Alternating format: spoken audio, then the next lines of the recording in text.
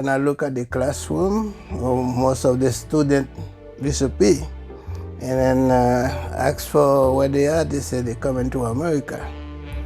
And I say my father, he was the chief of police in that city.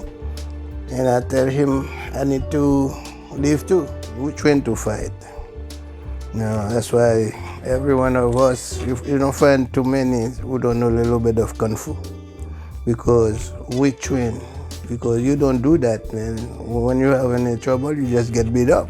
Because that guy, when you do wah, and then you can do some too, it's done. Anywhere I work, I try to lead. If you don't do that, people are gonna have to tell you what to do. They take control of you. Yeah. You have to lead.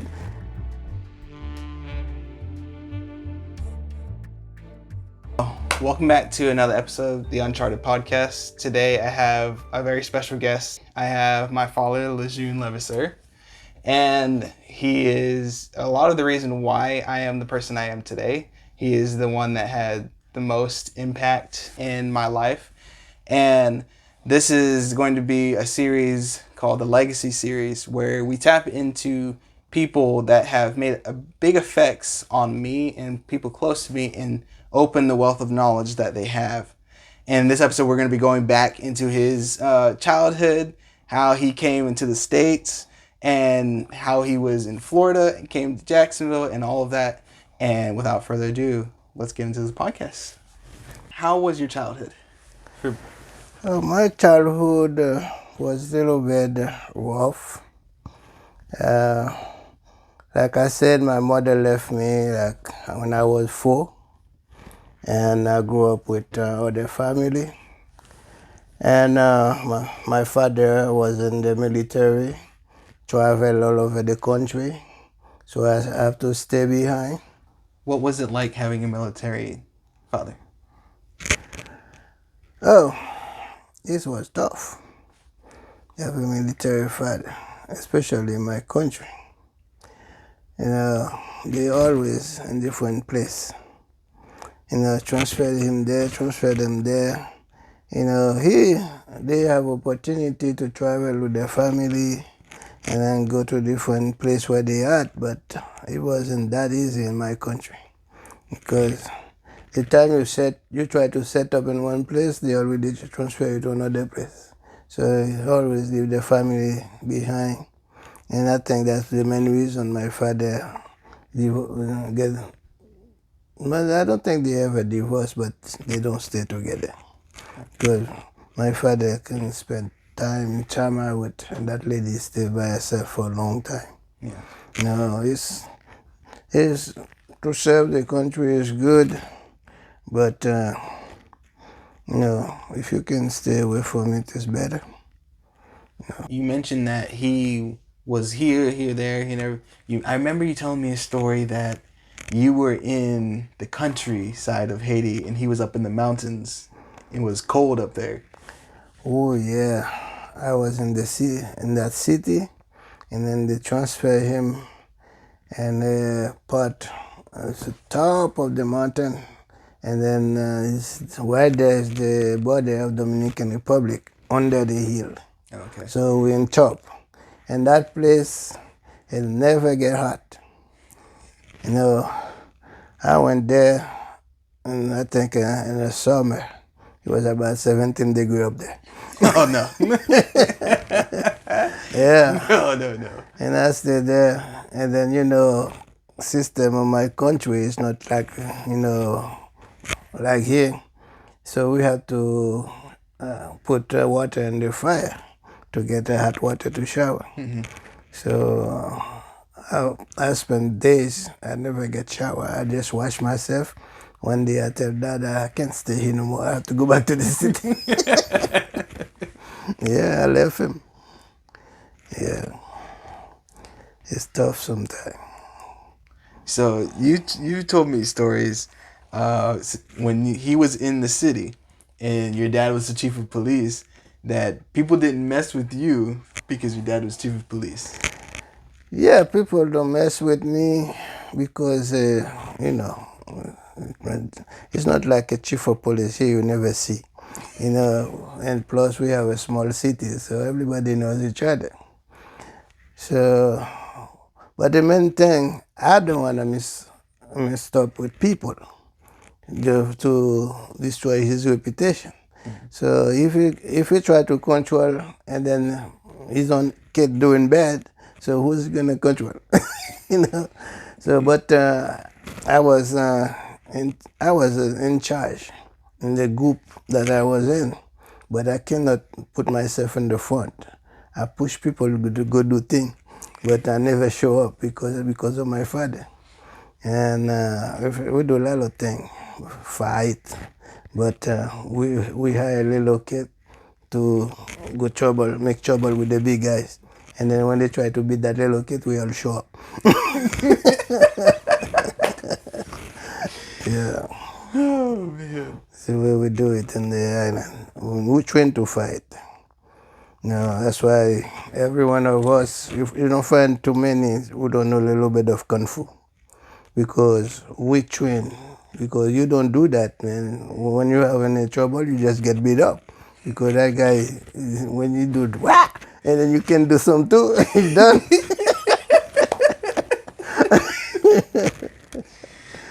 Yeah, you fight all the time in the island. I remember you told me one story. You were in the woods and your leg split open. Oh yeah, I was go looking for wood to make food in the city, where I was. And I got a big machete in my hand.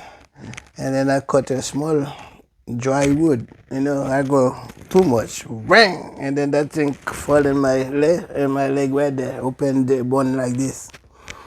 And my uncle take that thing up and take one wood with fire, red, and then put right on top of it, and put a cup of water in that wood, and the hot water fall in that thing, cook it. It become white. And he saved my life too, because the doctor said if he didn't do that, I could have tetanus. He saved my life. And then I was like maybe more than 3 miles in that wood. So I have to walk because nobody else will help you, no horse, no car. You have to walk to the city to go to the hospital. My goodness. Yeah, it was one, it's still bad. Sometimes I feel it, and still today. Wow. Yeah. But you still have it. I still have the mark there. Yeah. But you still have your leg. Oh yeah, he saved me. Yeah. Yeah. Man. So do you have any other experiences when you said that you would send people out to cause trouble and their stuff and you couldn't be there? Did your father know that you were doing this? No, that's a secret. That's a secret because we cannot let him do that. But, like me, I always have a sense of authority in me. So I don't like people control me. I always try to be, if I can control nothing, I control myself. If you're gonna come tell me to do that, I have to examine what you say first before I do it, because I don't want to be nobody's puppet. Yes. That's me. So even my father, one day he come in and tell me something real hard. And then I was in the college, and he's in the city, and then I spent like 3 months, he never see me. When he come into this wood, I go to the other one, I saw him coming. Yeah, one day, after 3 months, he looking for me, he can see me. And then I was coming in the street, and then he was coming out in the house. There's nowhere to hide. He was coming face to face. He said, "Oh, I've been looking for you. I give some money for you, blah, blah, blah." And I said, "Oh, a little busy study, that's right." But, he knows me. Yeah. Yeah, so I don't come in to tell me something too harsh, and I know I'm not wrong.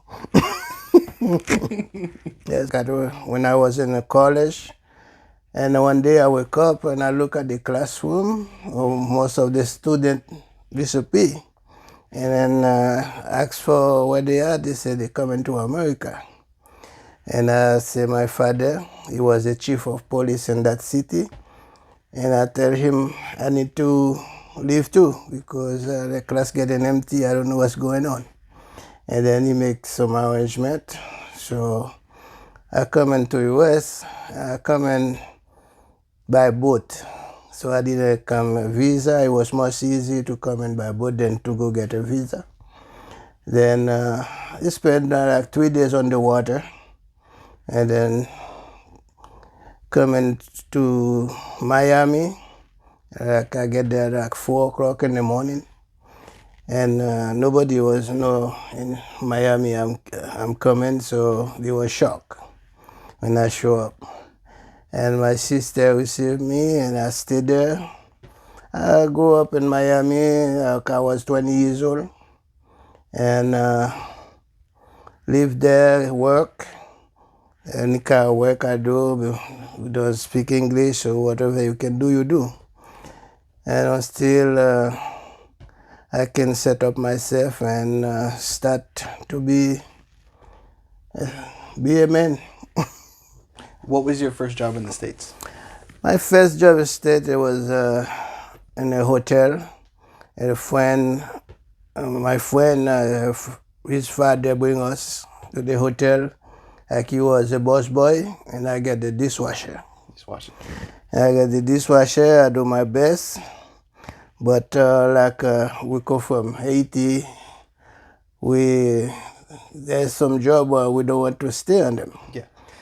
And I tell all the other workers, I'm here on that dishwasher for a little bit. And they don't believe me because some of them have 8 years, 10 years. In the dishwasher, I say, no, that's not my part. Even I don't speak English yet. And I work hard. Anytime I have a break, I went to help, the cook helper. Yeah. Do his work. Sometimes he just lay, don't do nothing, let me do it. But they didn't know my plan. Yeah. So work. One day he got a trouble with the chef. And he quit, and the chef sent me after him several times. And he said he was coming back, and the chef said there was a man already trained for the job, and that was me. So 6 months later, from that dishwasher, I become a cook helper.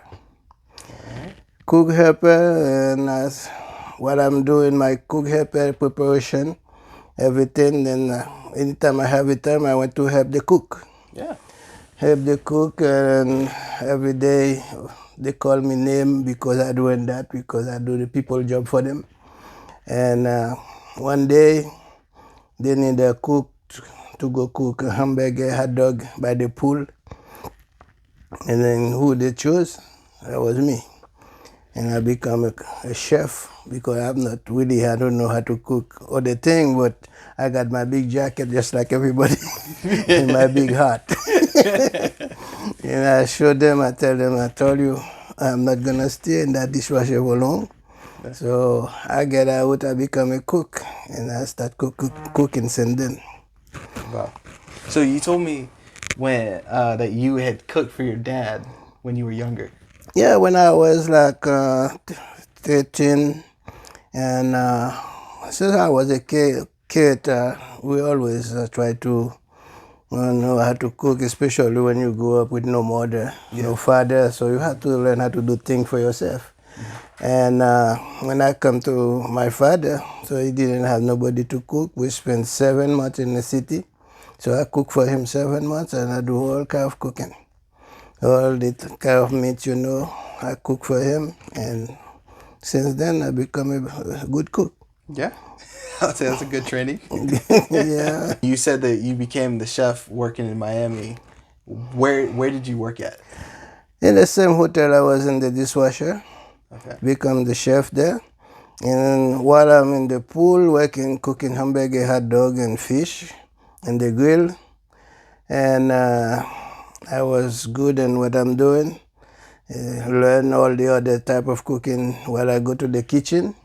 And one day they decide to build a restaurant by the pool called USS Flirt.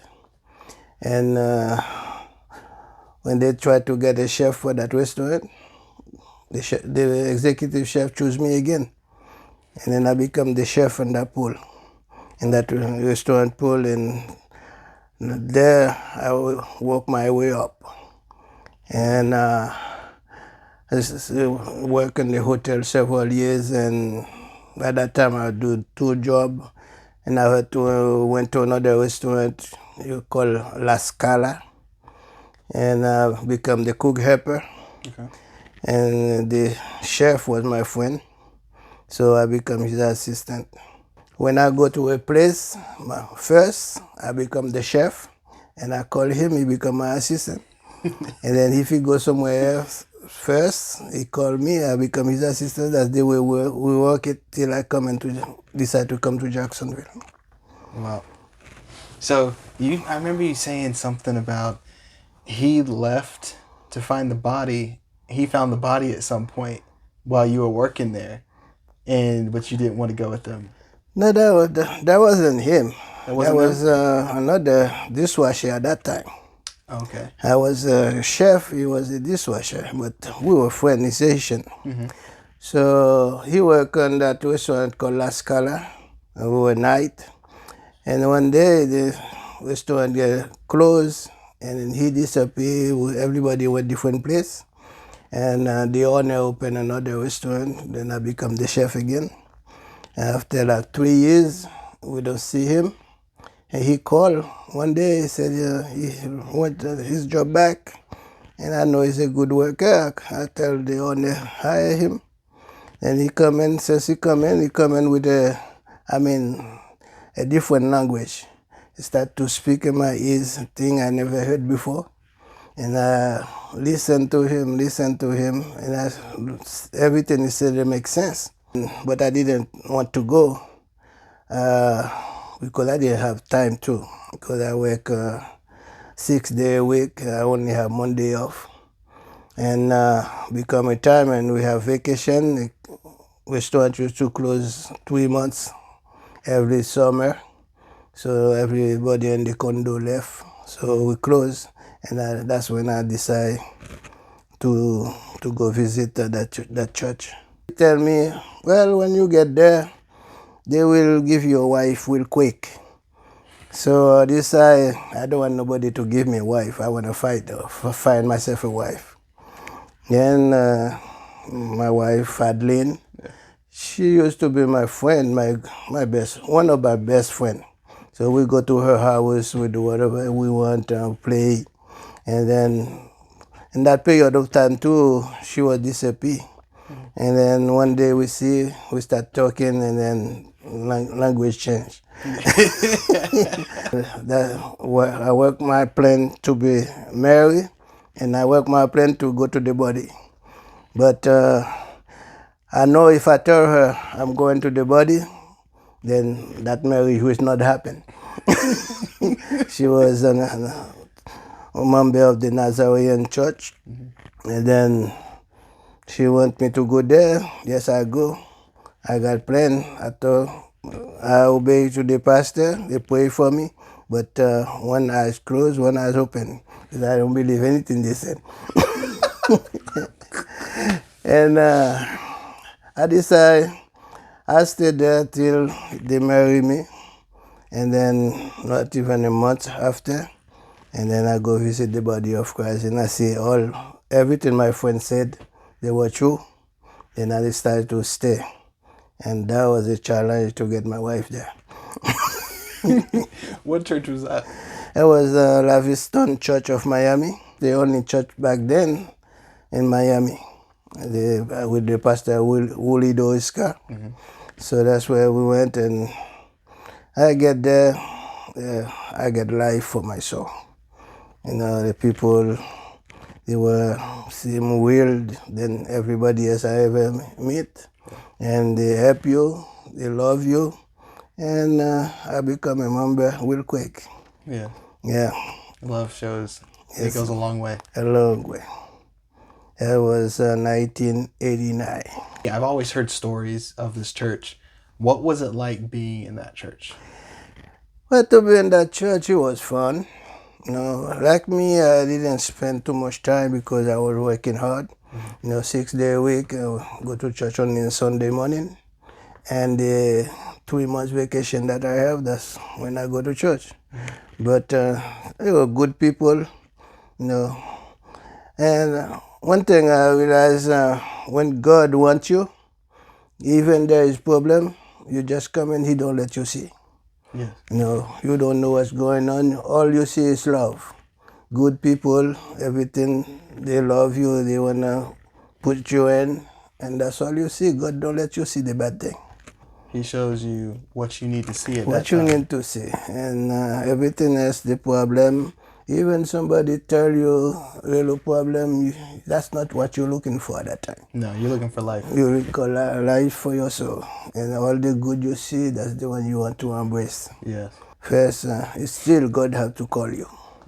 Many gather, but few stay because they don't have a revelation. And some, I can say, the parents make mistake. They don't train them the way they should go. And that's why when I see those type of thing, and I take with heart to hold my kids, train them, love them, and then don't speak bad about the ministry. Don't speak bad about the saint when you are in the body, because the kids are a sponge. They suck that. So you have to stay clean, and then always lift up your man of God, and then that's what they got. That's what they grew up with. Yeah.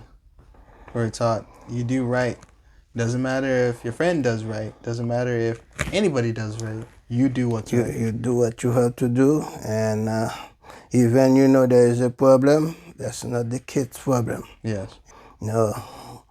First, when you come in the body, you need to train yourself to know where that minister come from, how he get to the body, who put him there.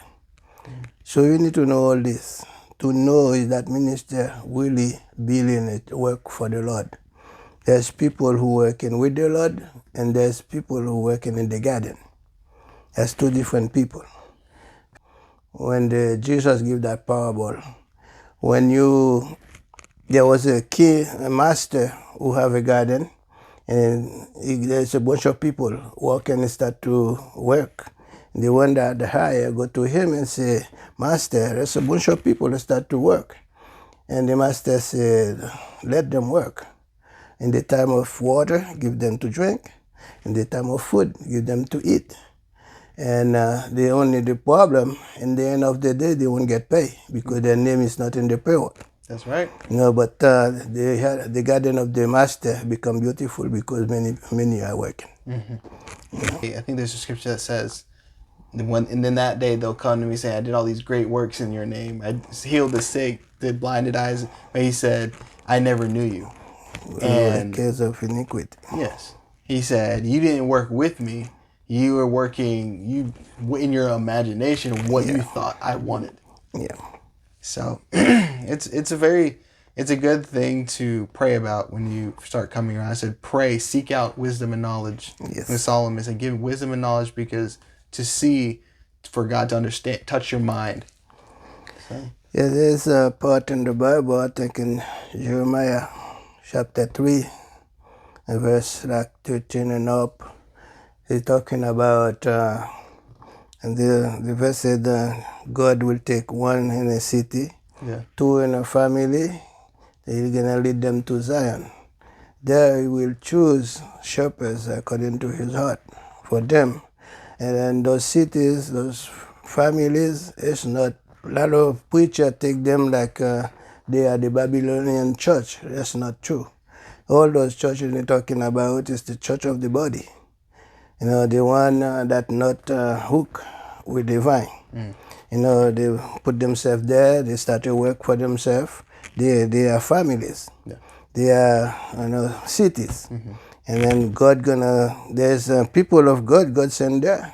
Because they are the one is closer. But that's why he said, get out of them are people. And then one day God gonna call them out, put them in the church as he want them to be. Yes. And then they want to who listen, they will be in the church of the Lord. The one who don't listen, they will perish with the rest of them. Yeah, because there's a saying, it said, if God wants you, he's gonna have you. He has certain people for a purpose, they have a job to do. Yeah. But he's not gonna force you into everything. He's not predestinated. He said he's gonna give you a choice to serve him. Yeah, the one he gonna choose to do the work, he's already searched their heart, but they probably don't understand. But that's why gonna come in no matter what you do. Let you still look like people. Moses, he was choose to do what he was born to do what he have to do. Yeah. But he went elsewhere to train. But now God have to pull it in, and then no matter what, God he gonna come in. Yeah.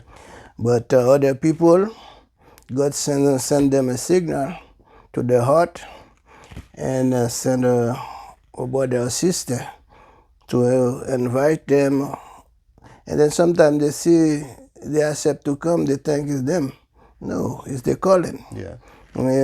Cause you to come and see.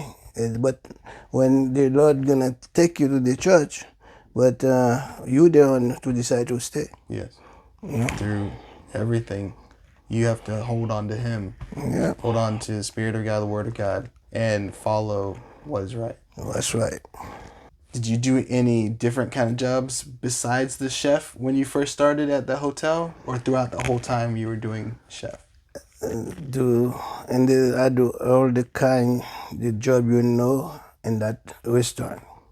Okay. So I do prep, I do dishwasher, pot washer, I do pantry, I do a little bit work in the bakery, I do in the convention when they call banquet, I do everything, and I set myself as a chef cook. Because I remember you would always tell me to watch everybody. Said they don't have to tell you how to do it. Watch how they do it. Yeah. You see it's good, and then go do it. Everything you do in life, if you're in that environment, you need to know a little bit. What you have to do, you focus on what you have to do, but your eyes is on everybody. Yeah. So that's one way. If one day there is a position open, you can jump to it. But if you don't know nothing about it, it won't happen. Yeah, somebody else can get it. Yeah. And you wanted to be able to know, say you're the head cook, and somebody's saying that they can't do this, but you've already done that. You have the experience, and you can go and show them every part of the whole thing, so you know how your kitchen should work. Yeah. Us could travel in every area in the kitchen. We know more than even the executive chef. Because the executive chef, sometimes they just come from school. And then they know the basic, and they have the knowledge how to operate, how to run a kitchen. Yeah. And then they become a chef. But everything somebody can do in the kitchen, you have been there. So when they try to do something, they think they got you, but you already been there. So they cannot do anything you don't know. Did you ever want to cook? Well, honestly, I don't like to cook.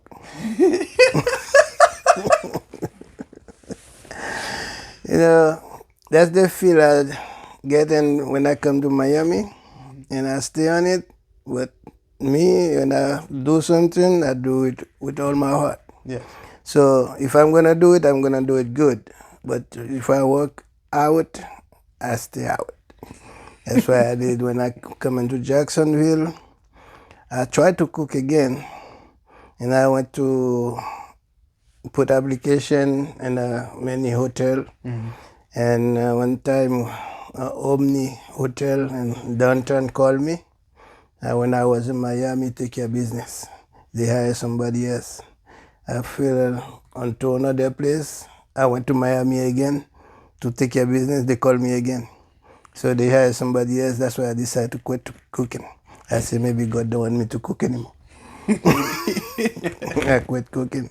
I tried to do everything else. Just main reason I quit cooking, I need to be there for the children.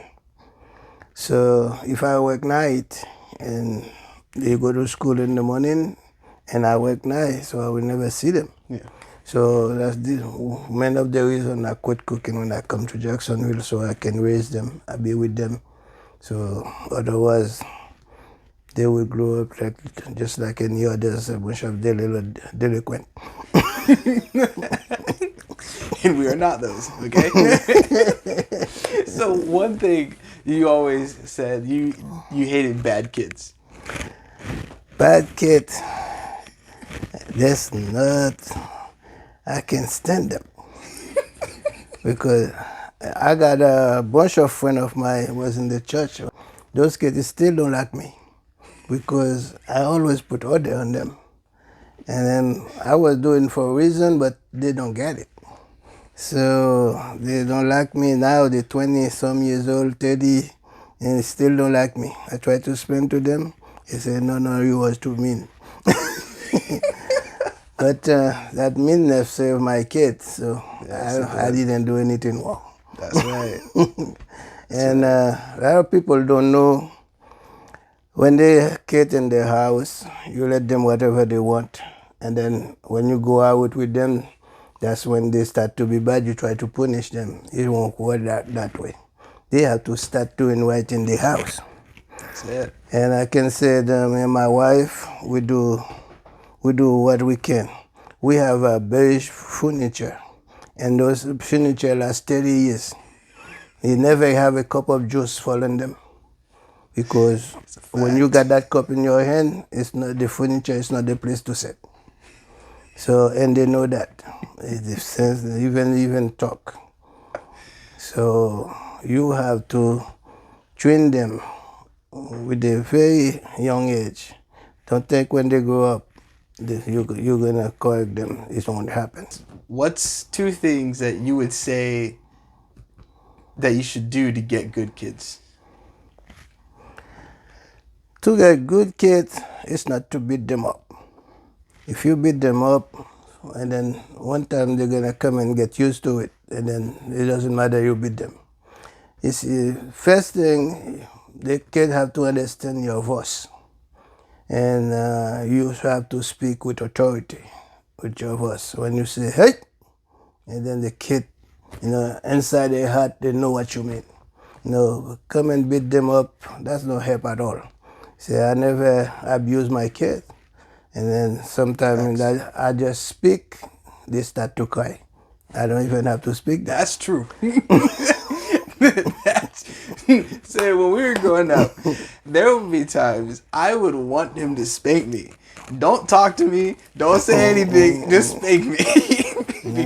But talking worked better than spanking because it made a difference. Make a big difference because when they respect the authority, then they do good because they don't want to hear that voice. Mm-hmm. So you never see them in the store go and play. No, since they were kids, they're always next to us. And then when I first came in here, Kishina was, we work here, Kishina was like 7. And then after a little while, she was 8. And then we went to cruise. Mm-hmm. Yes. And that young girl sat at the table, 8 years old, all the other kids, 15, 14, playing like a little child. And my 8 years old girl sitting at the table with a knife and fork, like eating just like everybody. The table was like 20 some people. Everybody was impressed. That little young girl sit just like a little lady. Just like everybody. She don't, when she need to move, she move. When she need to eat, she eat. So never do anything to displease anybody. And that's the kid I raised. Yes, that is very true. He said, when when we never had, I'll speak for me. I know my siblings as well. We never had an opportunity where we felt like my dad didn't love us, or our parents didn't love us, because we knew they were hard on us. And also, when we were kids, I had all those people that he was talking about, that he was hard on them and everything. Some of those were my friends, and I saw what was going on, and they stuff that they got away with, and stuff I didn't get away with. I wasn't there. I had opportunity where I was like, well, maybe I want to do what they want to do. Well, I saw how they turned out. I saw how they got into trouble and different stuff, and that was one thing that I said earlier. He said always watch everybody. So I got to be not in a lot of trouble because I watched how everybody else did it. And I said, well, I don't want the rewards that they're getting. What is one reason that you get bad kids? Yeah, the main reason you get bad kids is to love them too much. When you love them too much, you let them do whatever they want. You don't want to spank them, you don't want to speak to them harsh, and then before you know it, they take control. And then when you speak, you don't listen anymore. So they begin to do whatever they want. And that's when they become bad, and they begin to make things in front of people, make you unpleased. And there was something happened in the news in Miami a long time ago. There was a young man who was in jail, and then they about to give him electric chair. And then the mother come in and start to cry. Cry, my son, my son, my son. And then that young man say, Mama, you better go away because you're the one who put me there. And then they asked him a question, why your mother put you there? He said, but when I was little, she was loved me too much, she let me do whatever I want. And then that's why when I grew up and I want to do whatever I want, that's what put me where I am. So Mama, go, you don't have to cry. So you have to train them in the way they should go. That's the Bible. Yes. Yeah. Okay. So at what point it's on the parents at home, at what age does it become the responsibility of the child? The parent at home have responsibility in the day one.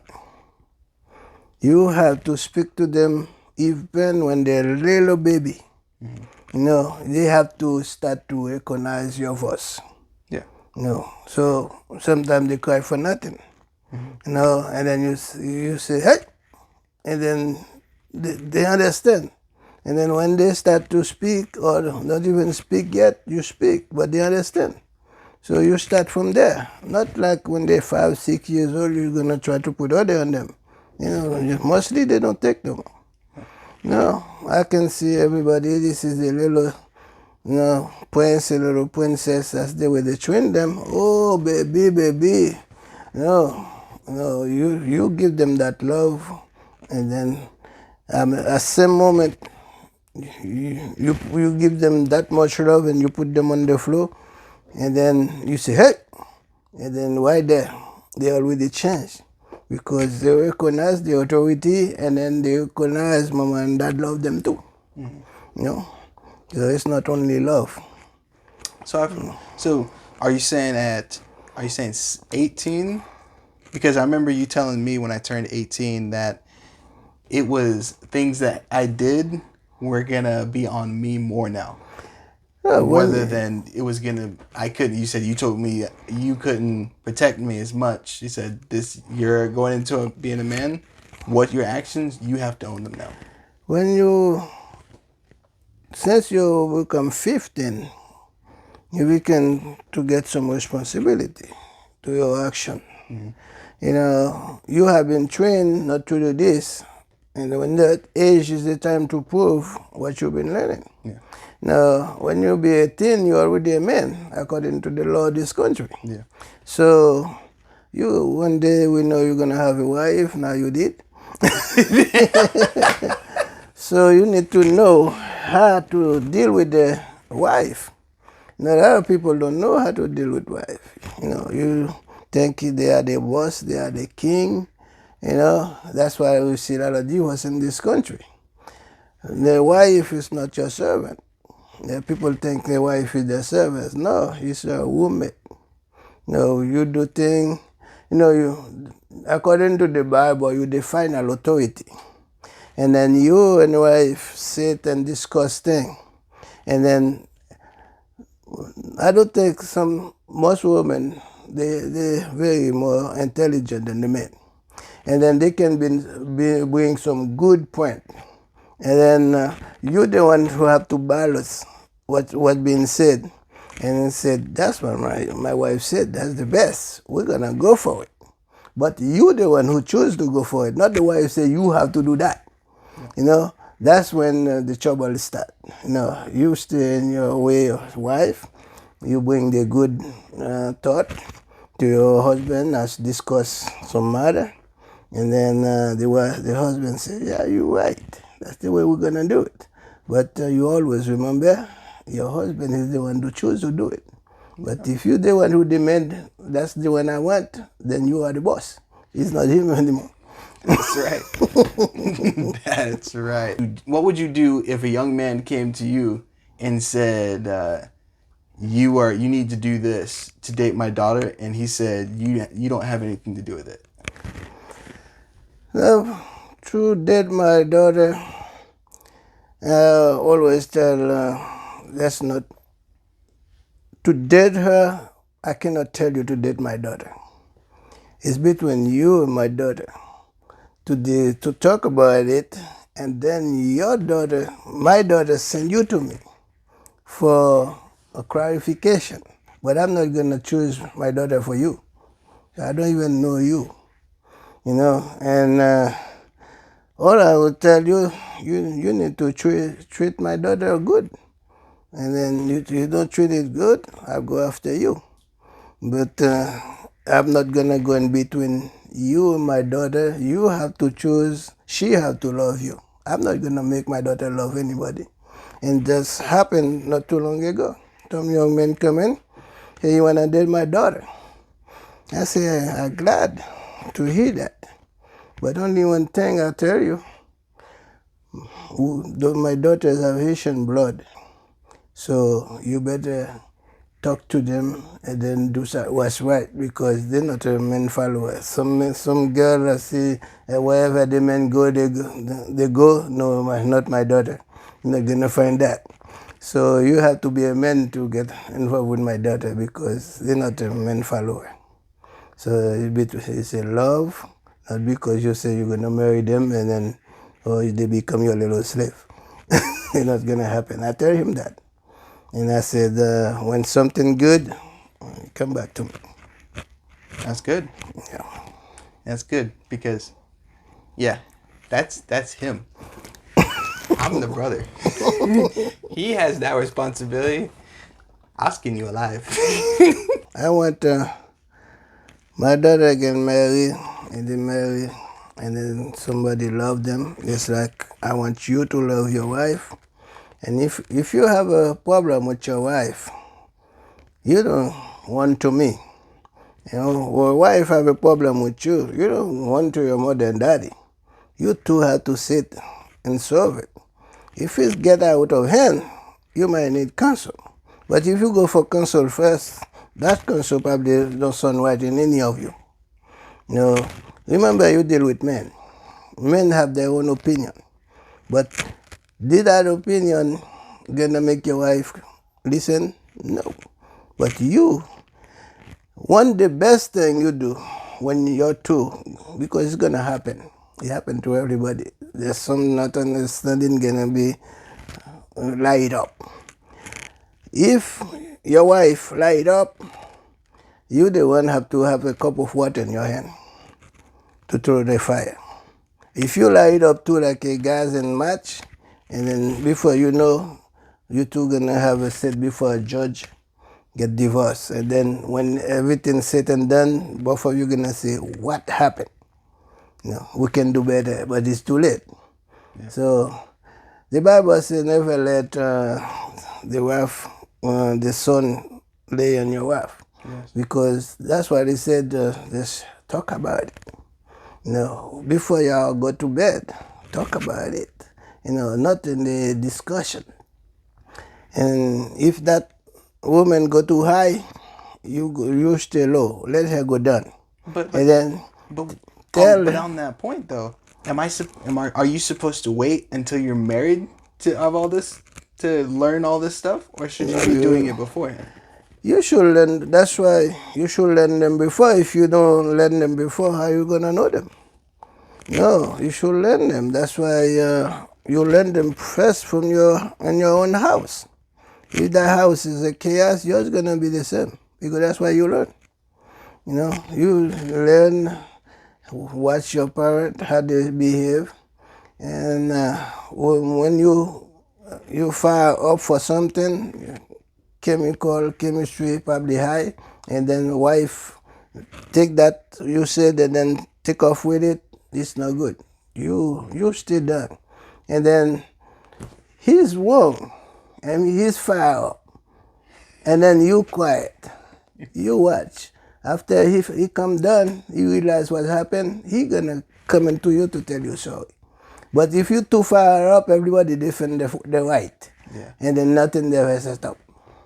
And I see men coming, and I'm gonna have to do something. They come in and they door, and they can do it. They walk back, and then that life destroyed. They can do it because they're pride.